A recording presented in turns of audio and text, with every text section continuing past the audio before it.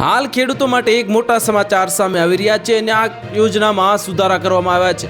ખેડૂતોના પાક રક્ષણ માટે તાર ફેન્સિંગને લાવવાની જે યોજનામાં સુધારો કર્યો છે અને ખેડૂતો દ્વારા સરકારમાં કરવામાં આવેલી આ રજૂઆતને પરિણામે આ સુધારો કરવામાં આવ્યો છે અને ઊંચાઈ અને પહોળાઈના હયાત ધારાધોરણના જે 25% છૂટછાટ આપવામાં આવી રહી છે અને હવેથી ISI માર્કાની જગ્યાએ ખેડૂતો પોતાની પસંદગીનું મટીરિયલ ખરીદી શકે છે।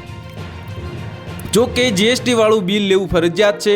બે થાંભલા વચ્ચેનું અંતર 3 મીટરની હયાત જોગવાઈમાં પણ 25%ની છૂટછાટ અપાય છે અને 15 મીટરના સહાયક થાંભલાના બંને બાજુ મૂકવાની જે જોગવાઈ સામે ખેડૂતો પોતાની અનુકૂળતા મુજબ કરી શકે તેવી છૂટછાટ અપાય છે।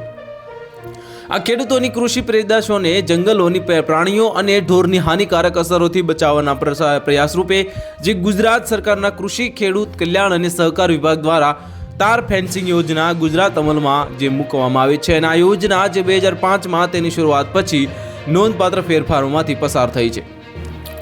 આ તેનો હેતુ તેની અસરકારકતા વધારવા અને વધુ ખેડૂતોને ટેકો આપવા માટે તેની પહોંચ વિસ્તારનો છે અને ખેડૂતોની આવક વધારવાના લક્ષ્યાંક સાથે ગુજરાત સરકાર આ લક્ષ્યને હાંસલ કરવા માટે સક્રિયપણે સામેલ છે।